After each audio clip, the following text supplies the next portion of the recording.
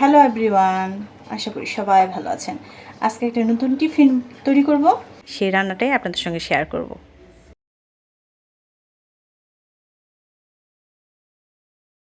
তৈরি করার জন্য আমি চিকেন নিয়েছি, চিকেন কিমা, গাজর সুন্দর করে কিমা করে নিয়েছি। এটা হচ্ছে কাঁচামরিচ কুচি, পেঁয়াজ কুচি, পরিমাণ মতন লবণ, ধনেপাতা কুচি, গোলমরিচ গুঁড়া আর সয়া সস, এগুলো আমি একসঙ্গে মিক্স করে নিব। আর এটা এখন আমি হালকা করে ভেজে নিব। তেলের মধ্যে দিয়ে দিব পেঁয়াজ কুচি, গাজর কুচি, কাঁচামরিচ কুচি, গ্রিন ক্যাপসিকাম, পরিমাণ মতো লবণ, সয়া সস 1 চামচ, টমেটো সস পরিমাণ মতো,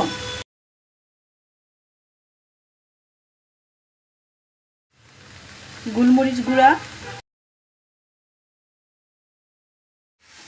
এটা কমপ্লিট হয়ে গেছে, এটা এখন আমি নামাই নিব।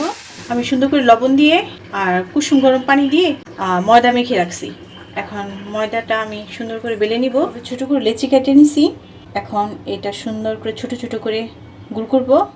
গ্লাসের মধ্যে এভাবে করে নিছি। এখন এটা আমি তেলের মধ্যে দিয়ে দিব। তেলটা গরম হয়ে গেছে, এখন আমি এটা দিয়ে দিব।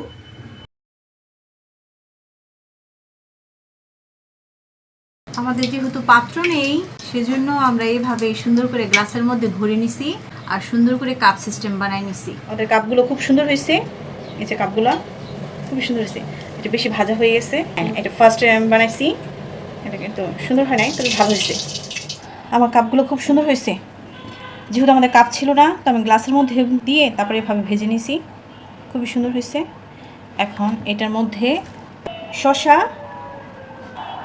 মাংসের পুর, কিমা ফিলিংটা দিয়ে দিছি। আর এখন উপরে আমি বাঁধাকপি কুচি দিয়ে দিব।